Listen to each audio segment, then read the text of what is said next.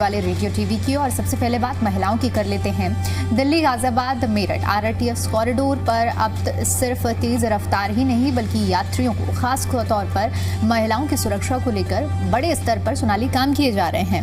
National transport corporation यानी कि NCRTC ने निर्भया फंड के तहत महत्वपूर्ण कदम उठाया है, जिसका मकसद है कि महिलाओं के लिए सुरक्षित, भरोसेमंद और सुविधाजनक यात्रा को सुनिश्चित किया जाए।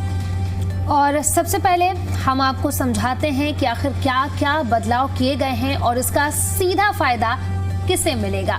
तो सुरक्षा व्यवस्था को मजबूत करने के लिए बड़े कदम उठाए गए हैं। नमो भारत स्टेशनों के बाहर करीब 250 CCTV कैमरे लगाए जा रहे हैं। स्टेशनों के आसपास LED स्ट्रीट लाइट्स लगाई जा रही हैं और उद्देश्य साफ है इसका कि कोई भी इलाका अंधेरे में ना रहे और हर गतिविधि पर नजर रखी जा सके। तो देखिए बिल्कुल सोनाली, और इसी के साथ साथ लास्ट माइल कनेक्टिविटी पर भी फोकस किया जा रहा है। स्टेशन से घर तक सुरक्षित सफर के लिए गुलाबी E-ऑटो शुरू किए जाएंगे। ये E-ऑटो महिलाओं द्वारा संचालित किए जाएंगे। और सोनाली, अभी तक हमने देखा भी है कि कई जगहों पर पिंक ऑटो जो चलते हैं, जिन्हें महिलाएं चलाती हैं, एक तरह से श्योरिटी और एश्योरिटी होती है कि अगर कोई महिला ही चला रही है तो क्राइम रेट उसमें ना के बराबर हो सकता है। और बहुत आसानी से अगर रात के वक्त भी अगर महिला चालक ही मिल जाए तो एक कहते हैं कि हम टेंशन फ्री हो जाते हैं उस सवारी में सफ़र करने के लिए। तो ऐसी पहल कहीं ना कहीं महिलाओं के लिए एक बड़ी सौगात भी है और इससे महिलाओं को दोहरा फायदा मिलेगा। सुरक्षित यात्रा और रोजगार के नए अवसर, ये एक अपने आप में बड़ी बात है कि महिलाओं के लिए अब ये भी एक रोजगार के तौर पर देखा जाएगा कि ऑटो चलाने के लिए भी महिलाएं अपने एक रोजगार पा सकती हैं। और साथ ही साथ सेफ्टी भी एक बड़ा कंसर्न रहता है, उसे भी टैकल किया जा सकता है। बिल्कुल, नमो भारत कनेक्ट ऐप में SOS फीचर जोड़ा गया है। महिलाओं के लिए स्पेशल हेल्पलाइन उपलब्ध कराई गई है। इमरजेंसी की स्थिति में तुरंत मदद सुनिश्चित करने की कोशिश भी की गई है। अब से सुरक्षा का इंतजाम ही नहीं बल्कि लोगों की सोच बदलने की दिशा में भी काम किया जा रहा है। जागरूकता बढ़ाने पर भी खास अभियान चलाया जा रहा है और काम किया जा रहा है। NCRTC ने आकांक्षाओं के पंख नाम से अभियान शुरू किया है। इसकी शुरुआत सराय कालेखा नमो भारत स्टेशन से हुई है। इसके तहत नुक्कड़ नाटक, वर्कशॉप, फिल्म और सामुदायिक कार्यक्रम। मकसद साफ है कि महिलाओं के प्रति संवेदनशील और सुरक्षित माहौल बनाया जाए। बिल्कुल सोनाली, और इसी के साथ साथ फंड और योजना की अवधि, इसको लेकर भी आपको जानकारी देते रहते हैं कि इस पूरी पहल के लिए निर्भया फंड से 5 करोड़ रुपए मिले हैं। ये जो 5 साल की योजना का लक्ष्य से रखा गया है। लंबे समय तक स्थायी और प्रभावी बदलाव लाना इसका बड़ा लक्ष्य है। यानी कि ये साफ है कि NCRTC सिर्फ इंफ्रास्ट्रक्चर ही नहीं बना रहा बल्कि एक ऐसा सिस्टम तैयार कर रहा है जहां महिलाएं बिना किसी डर के यात्रा कर सकें। तेज रफ्तार के साथ अब सुरक्षा भी बनेगी नमो भारत कॉरिडोर की नई पहचान। और ये ज़रूरी है, न सिर्फ नमो भारत कॉरिडोर में बल्कि सोनाली हर जगह पर जहाँ पर महिलाएं जाती हैं वहाँ पर बेबाक होकर उन्हें किसी भी तरह की समस्या का अपनी सुरक्षा सेफ्टी को लेकर कंसर्न न रहे। तभी तो कहते हैं कि जब एक बेटी अपने घर से निकलती है तो सिर्फ उसके मन में एक डर, एक सवाल नहीं रहता है बल्कि उसका पूरा परिवार भी इसी संशय में रहता है कि जिस जगह पर वो जा रही है उसे किसी तरह की अनसेफ फील ना आए। और इसीलिए बहुत ज़रूरी है कि समय समय पर ये हम भी अपनी जिम्मेदारी समझें। नागरिक होकर हर एक व्यक्ति को हमें जिम्मेदारी समझनी चाहिए और इस तरह की जो पहल है वो महिलाओं की सुरक्षा की तरफ एक बड़ा कदम भी साबित होती हैं। बिल्कुल, अब बहुत सारी ऐसी लड़कियां हैं, महिलाएं हैं जो अकेले ट्रैवल करती हैं स्टेशनों से। ऐसे में उनके मन में हमेशा जब 8 बजे के बाद अगर बात करें वो रेलवे स्टेशन पर जाती हैं तो एक मन में डर बना होता है। ऐसे में CCTV कैमरे लगाए गए हैं, ऐप भी लॉन्च किया गया है, हेल्पलाइन नंबर जारी किया गया है, तुरंत महिलाएं कॉल कर सकेंगी। इसका सीधा मतलब है कि महिलाओं की सुरक्षा का खास ध्यान रखा गया है और ये कोशिश की गई है कि महिलाओं को कोई भी परेशानी ना हो। पिंक ऑटो उसकी भी शुरुआत की गई है, उसमें महिलाएं उसकी चालक होती हैं। ऐसे में महिला उससे ट्रैवल करेंगी तो उनके लिए भी सुरक्षित रहेगा, वो खुद सुरक्षित रहेंगी। तो ये बहुत बड़ा कदम है और रेलवे स्टेशन पर मुझे लगता है कि बाकी जो और रेलवे स्टेशन है उन पर भी सुरक्षा बढ़ाई जाए ताकि जो लड़कियां, महिलाएं अकेले ट्रैवल करती हैं वो सेफ महसूस कर सके। बिल्कुल, एक जगह तक इसे सीमित नहीं रखना चाहिए। इसका जो दायरा है वो बहुत हर एक जगह पर ये कहना गलत नहीं होगा कि होना चाहिए ताकि बिना किसी डर के बेटियां अपने घरों से बाहर निकल सकें और जो बेटी बचाओ बेटी पढ़ाओ का जो सपना था उसे एक बड़ा वर्जन में हम किसी भी क्षेत्र में कहें, चाहे पढ़ाई से लेकर चाहे हम बात करें कार्य क्षेत्र तक, कहीं भी जाना है बिना किसी डर के बेटियां अपने घरों से बाहर निकल सकें। तो चलिए, ये तो बात हुई महिलाओं की सुरक्षा के लिए जो पहल की गई है एनसीईआरटी की तरफ से। लेकिन इसके बाद क्योंकि अब कुछ दिनों में हनुमान जयंती आने वाली है, तो उससे जुड़ी हुई एक जानकारी मेरे सहयोगी सोनाली आपको देंगी कि क्या कुछ खास दिल्ली में होने वाला है। तो दिल्ली के जहांगीरपुरी इलाके में हनुमान जयंती की शोभा यात्रा को मंजूरी मिल गई है। 2 अप्रैल 2026 को निकलने वाली इस यात्रा का रूट बढ़ाकर 2 किलोमीटर तक कर दिया गया है। दिल्ली पुलिस ने सुरक्षा के पुख्ता इंतजाम किए हैं। अमन कमेटी की बैठक में पुलिस और स्थानीय लोगों ने मिलकर फैसला लिया है कि त्योहार शांतिपूर्ण तरीके से मनाया जाए। आप इसको लेकर के क्या कुछ खबर है, पुलिस की तरफ से क्या कुछ इंतजाम किए गए हैं, वो सब कुछ दीपिका दर्शकों को एक बार बता दीजिए। बिल्कुल सोनाली, तो देखिए, दिल्ली पुलिस ने जहांगीरपुरी थाने में अमन कमेटी की खास बैठक बुलाई। बैठक में पुलिस अधिकारियों और इलाके के लोगों ने चर्चा की, तय किया कि शोभा यात्रा तय समय पर और तय रूट पर ही निकाली जाएगी। रूट का नक्शा भी बना लिया गया है और पूरे रूट पर बड़े अधिकारी निगरानी रखेंगे। पुलिस ने ये साफ कर दिया है कि यात्रा तय रास्ते से ही जाएगी और तय रास्ते के अलावा कहीं और ये यात्रा नहीं जाएगी। इस बार रूट पहले से ही लंबा कर दिया गया है, क्योंकि कई बार क्या होता है कि जो रूट छोटा होता है उस वजह से अपने आप में ही एक्सटेंड कर लिया जाता है। इसीलिए इस बार रूट को बड़ा करा गया है। पूरा इलाका संवेदनशील माना जाता है, इसलिए सुरक्षा के लिए 10 पुलिस की कंपनियां तैनात की जाएंगी। मल्टीलेयर व्यवस्था और भीड़ को नियंत्रण करने के लिए अलग अलग यूनिट्स भी काम करेंगी। तो अब पिछले कुछ सालों में शोभा यात्रा के दौरान क्या कुछ ऐसा हुआ है और किस वजह से इसका दायरा पहले ही फिक्स कर दिया गया है, सुरक्षा को क्यों इतना बढ़ाया गया है, वो सोनाली बता दीजिए। देखिए, पिछले साल क्या हुआ था कि साल 2022 में हनुमान जयंती के दौरान जहांगीरपुरी में हिंसा हो गई थी। सी ब्लॉक में पथराव हुआ, पुलिस के कई जवान इसमें घायल भी हुए, एक सब इंस्पेक्टर को गोली भी लगी थी और इस घटना के बाद इलाके में तनाव का माहौल बन गया था। इसीलिए इस बार पुलिस पहले से ही अलर्ट मोड पर है। आम लोगों पर इसका क्या असर होगा वो भी हम आपको जरा बता देते हैं। आम लोगों को शांति से त्योहार मनाने का मौका मिलेगा। लंबे रूट की वजह से ज्यादा भक्त यात्रा में शामिल हो पाएंगे, लेकिन पूरे इलाके में भारी पुलिस फोर्स रहेगी। कुछ सड़कों पर आवाजाही प्रभावित हो सकती है, दुकानें और ट्रैफिक थोड़ा प्रभावित जरूर रह सकता है। अब लोगों से क्या कुछ अपील की गई है वो भी जरा बता दीजिए दीपिका। तो देखिए, साफ तौर पर लोगों से यही अपील की गई है कि शांति बनाए रखें। कोई भी संदिग्ध दिखे अगर तो तुरंत पुलिस को बताएं। इससे इलाके में भाईचारा मजबूत होगा। बच्चों और बुजुर्गों को सुरक्षित महसूस कराने का प्रयास पुलिस की ओर से किया जा रहा है। त्योहार है तो अच्छे माहौल में इसे मनाया जाना चाहिए। सुरक्षा के इंतजाम पुलिस ने पूरे उत्तर पश्चिमी जिले में भी किए हैं। कड़ी सुरक्षा की गई है। संवेदनशील जगहों पर खास नजर रखी जाएगी। हालात पर पैनी नजर रखी जाएगी। स्थानीय लोग भी पुलिस की मदद करेंगे। कुल मिलाकर अगर हम देखें तो इस यात्रा से क्या उम्मीदें हैं ये भी आपको बता देते हैं कि इस बार त्योहार को भाईचारे के साथ मनाया जाने की पूरी तैयारी की जा रही है और हिंसा जैसी घटनाएं दोबारा ना हो, क्योंकि 2022 में जो हालात थे, बिल्कुल जिस तरीके से पथराव हुआ, कई पुलिसकर्मी जो है घायल हुए, सब इंस्पेक्टर को गोली लगी। ऐसे में पिछले दिनों को देखते हुए, पिछले सालों को देखते हुए प्रशासन की बात करें तो पुलिस और प्रशासन की तरफ से पुख्ता इंतजाम किए गए हैं।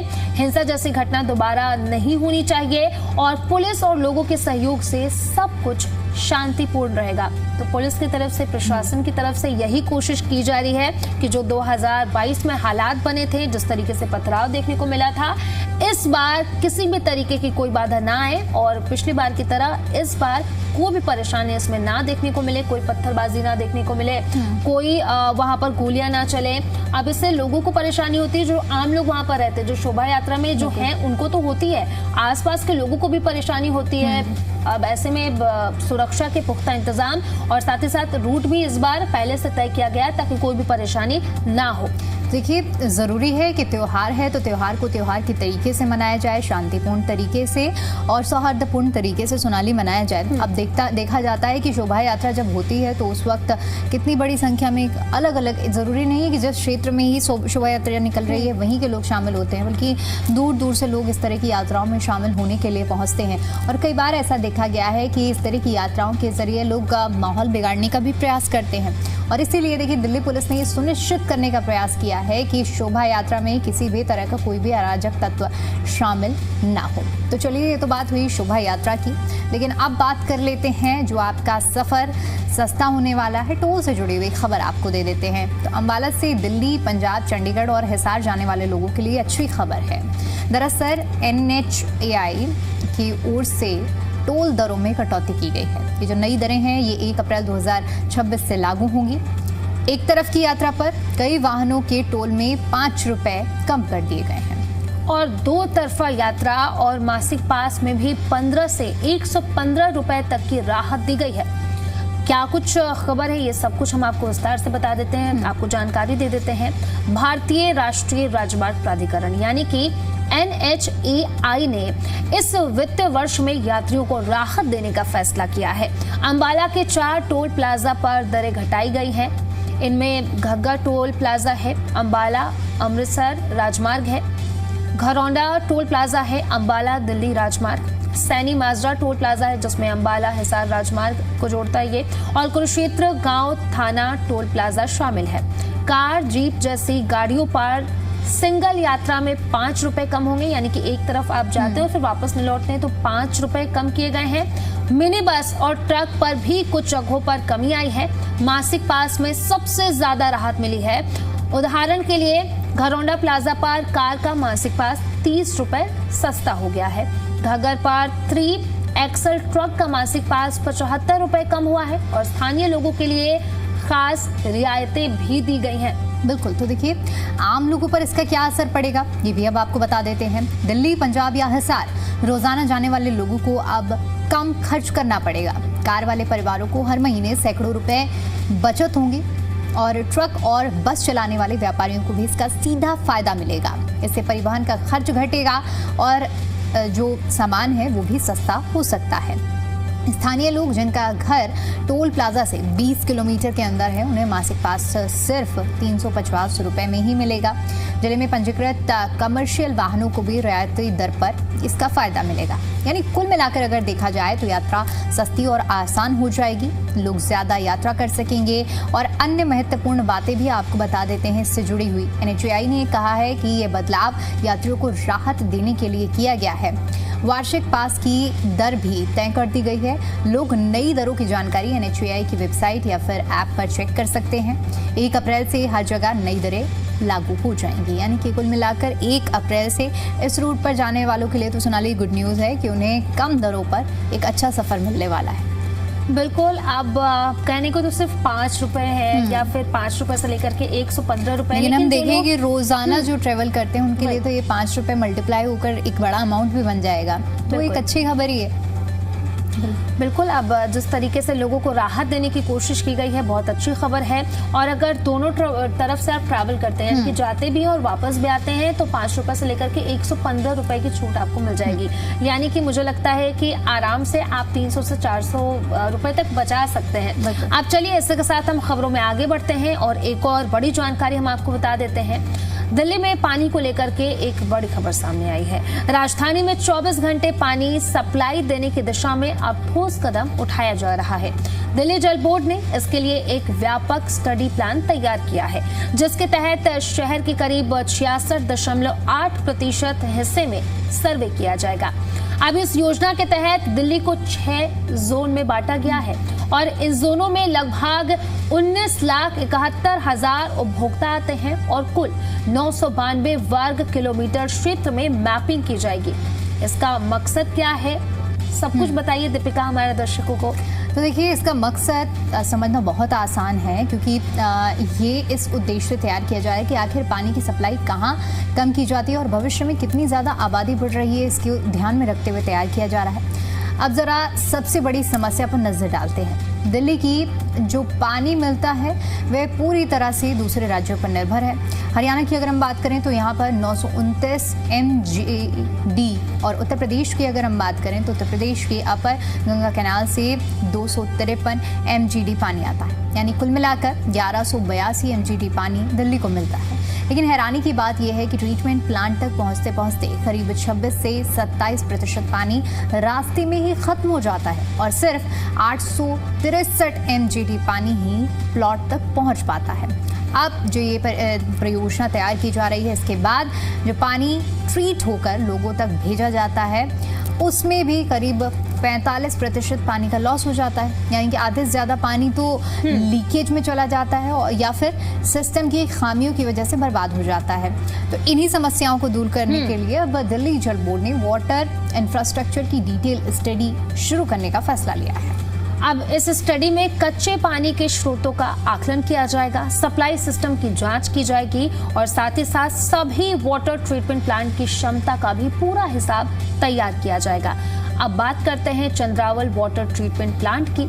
यहाँ से पानी सप्लाई तो शुरू हो चुकी है, लेकिन अभी पूरी तरीके से नहीं हो पा रही है। इस प्लांट की एक यूनिट चल रही है, जबकि दूसरी यूनिट में लगे पंपिंग मोटर्स बार बार खराब हो रहे हैं और पिछले दिनों भी खराब हुई थी, जिसकी वजह से लोगों को 4-5 दिन सफर करना पड़ा। अब ये मोटर्स करीब 91 साल पुराने हैं और नमी की वजह से बार बार ट्रिप कर जाते हैं। साथ ही इनके स्पेयर पार्ट्स भी आसानी से उपलब्ध नहीं होते हैं, जिससे मरम्मत में समय लगता है। नतीजा क्या है वो भी जरा समझा दीजिए दीपिका।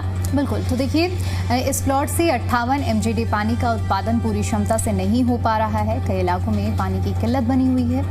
हालात को देखते हुए दिल्ली जल बोर्ड ने प्रभावित इलाकों में 145 पानी के टैंकर लगाए हैं, जो जिससे लोगों को राहत मिल सके।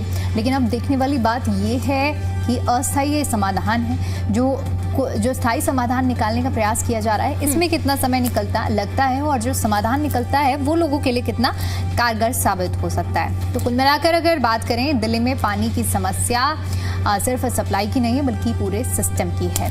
तो ये तो बात हुई देखिए पानी की, लेकिन अब आगे बढ़ लेते हैं और स्वच्छता की भी बात कर लेते हैं सोनाली। बिल्कुल, अब PNG की हम बात करेंगे दीपिका। दिल्ली में अब हर घर तक स्वच्छ और भरोसेमंद ऊर्जा पहुंचाने की दिशा में बड़ा कदम उठाया गया है, क्योंकि जिस तरीके से देखने को मिल रहा है, लोग LPG सिलेंडर के लिए घंटों लाइनों में खड़े हो रहे हैं। हालांकि सरकार की तरफ से लगातार लोगों से कहा जा रहा है कि अफवाहों पर भरोसा ना करें, लेकिन उसके बावजूद भी कालाबाजारी देखने को मिल रही है।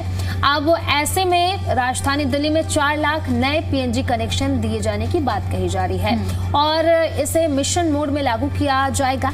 इसका मकसद है कि हर परिवार को सुरक्षित, सस्ती और स्थायी ऊर्जा उपलब्ध कराया जाए। शहरी विकास मंत्री आशीष सूद ने अधिकारियों को स्पष्ट निर्देश दिए हैं कि ये योजना सरल, पारदर्शी और जनहितकारी तरीके से लागू किया जाए। इसका मतलब साफ है कि कोई भी परिवार प्रक्रिया में फंसे बिना आसानी से PNG कनेक्शन प्राप्त कर सके।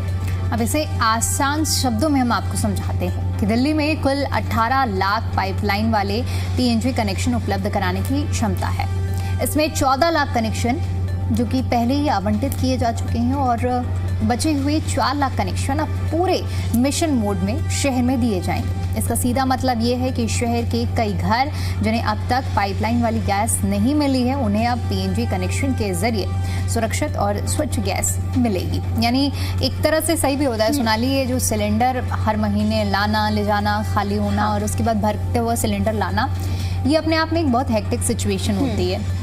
अगर आपके घर में पाइप्स के ज़रिए अगर गैस पहुंच रही है तो ये सबसे अच्छा होता है कि आपको कहीं भी ज़्यादा दिक्कत, आपको बार बार कॉल नहीं करना है। रिचार्ज के ज़रिए आपको PNG के ज़रिए आपको आपके घर में गैस पहुंच पा रही है और दिल्ली की ज़्यादा से ज़्यादा एरियाज़ में अगर ये पहुंचेगा तो ये लोगों के लिए बहुत फ़ायदेमंद साबित होगा। इस पहल के क्या कुछ फायदे हैं वो भी जरा हम आपको बता देते हैं। सुरक्षित और भरोसेमंद ऊर्जा जो है वो पहुंचेगी और घर पर खाना बनाने और रोजमर्रा के कामों में आपको आसानी होगी। LPG संकट से राहत मिलेगी, क्योंकि जिस तरीके से पश्चिमी एशिया के हालात बने हुए हैं और वैश्विक संकट के चलते एलपीजी की उपलब्धता की कमी देखने को मिल रही है। लोग घंटों लाइनों में लगे हुए हैं। उस लाइन में लगने से भी आपको छुटकारा मिल जाएगा, क्योंकि कई ऐसे लोग हैं जो घंटों इंतजार कर रहे हैं, सुबह 5 बजे से लेकर के रात तक इंतजार कर रहे हैं कि उनको बस एक एलपीजी सिलेंडर मिल जाए। लेकिन अब पीएनजी कनेक्शन की बात करें तो आप आराम से पीएनजी कनेक्शन ले सकते हैं और इसमें ज्यादा आपको आई थिंक खर्च भी नहीं होगा। और बार बार वो जो झंझट है कि लेके आओ लेके जाओ, ये वाली परेशानी भी कहीं ना कहीं से जो काला बाजारी होती है वो उस पर भी फुल स्टॉप लग जाएगा। पीएनजी पाइपलाइन में तो कोई काला बाजारी ब्लैक होर्डिंग नहीं कर पाएगा। बिल्कुल। अब सरल और पारदर्शी प्रक्रिया बनाई जाए ताकि लोग बिना किसी जटिलता के आसानी से कनेक्शन ले सके। जनहितकारी योजना के तहत हर जरूरतमंद परिवार तक यह सुविधा पहुंचाई जाए। अब उदाहरण के तौर पर हम आपको समझाते हैं कि अगर किसी इलाके में अब तक गैस की सुविधा नहीं है तो अब वहां के परिवारों को बिना किसी झंझट के पीएनजी पाइपलाइन वहां लगाई जाएगी और इस योजना के जरिए खाना बनाने की सुविधा भी बढ़ेगी। साथ ही एलपीजी सिलेंडर की बढ़ती कीमतों और कमी में होने वाली परेशानी में भी कमी देखने को मिलेगी। बिल्कुल। तो देखिए, अधिकारी यह भी सुनिश्चित करेंगे कि यह योजना तेजी से लागू हो, किसी भी तरह की देरी ना हो। इसका फायदा और इसका जो असर है सिर्फ सुविधाओं तक ही सीमित ना रहे, बल्कि दिल्लीवासियों के दैनिक जीवन में भी सुधार ला सके। तो अभी जो गैस की हमने देखा कितनी किल्लत हुई है, इसी से जुड़ी हुई अगर ये पहल की जा रही है और जल्द से जल्द धरातल पर आ रही है तो ये लोगों के लिए बहुत फायदेमंद साबित होने वाली है। अब चलिए मौसम की बात भी कर लेते हैं कि आने वाले समय में मौसम का मिजाज कैसा दिल्ली वालों को मिलने वाला है। तो दिल्ली में देखिए, अप्रैल के महीने की शुरुआत ठंडी और सुहानी रहेगी। मौसम विभाग यानी कि आईएमडी ने सोमवार यानी कि 31 मार्च को हल्की बारिश और तेज हवाओं का येलो अलर्ट जारी किया है और इसके अलावा पश्चिमी विक्षोभ के कारण तापमान में भी गिरावट आएगी। दिन का तापमान 30 से 32 डिग्री तक रह सकता है। अब आसानी से आपको बताते हैं कि जो पूरे इस अपडेट में येलो अलर्ट जो जारी किया गया है इससे जुड़ी हुई क्या खबर रहने वाली है, कब कितना तापमान रहेगा और इस पूरे हफ्ते आपको दिल्ली में किस तरह का मौसम देखने को मिलने वाला है। तो दिल्ली में रविवार की अगर हम बात करें तो अधिकतम तापमान 36.2 डिग्री सेल्सियस दर्ज किया गया, जो सामान्य से कहीं ना कहीं ज्यादा था। लेकिन अब वेस्टर्न डिस्टर्बेंस सक्रिय है जिसकी वजह से मौसम भी बदल रहा है। सोमवार की बात करें तो हल्की बारिश और तेज हवाएं चली हमने देखा। और मंगलवार की अगर हम बात कर लें यानी कि 1 अप्रैल की बात करें तो कहीं ना कहीं हल्की बारिश हो सकती है। 2 अप्रैल की बात करें तो एक और वेस्टर्न डिस्टर्बेंस आएगा जिससे 3 से 4 अप्रैल को बहुत हल्की बारिश की संभावना जताई गई है। वहीं अगर हम बात कर लें 6 से 9 अप्रैल तक की तो मौसम ठंडा बना रहेगा।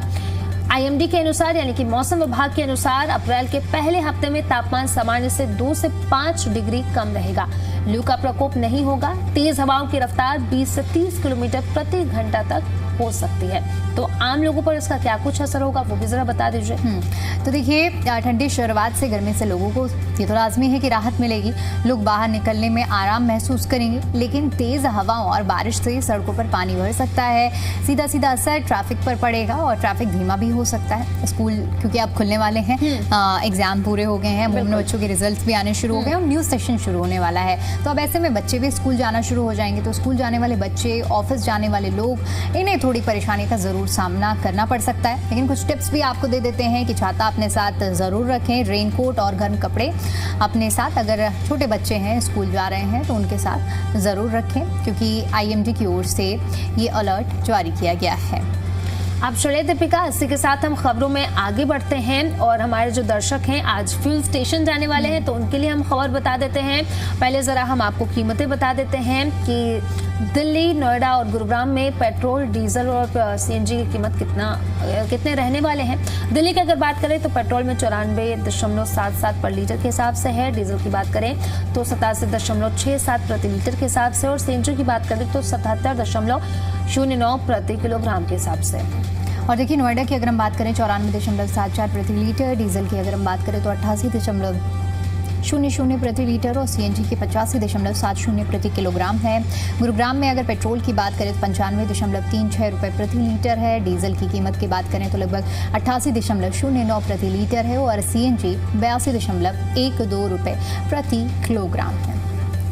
अब इसी के साथ हम खबरों में आगे बढ़ते हैं दीपिका, और अपने दर्शकों को बता देते हैं सोने चांदी के दाम क्या है, क्योंकि सोने चांदी के जो दाम हैं जितनी तेजी से बढ़ रहे हैं उतनी तेजी से घट भी रहे हैं। और अगर हाल की बात कर लें तो सोने के दाम में उतार और चढ़ाव ज्यादा तौर पर देखने को मिल रहा है। सोने के भाव की अगर बात करें तो सोने का भाव आज है 1,50,775 रुपए पर 10 ग्राम के हिसाब से। चांदी के भाव क्या है बता दीजिए दीपिका।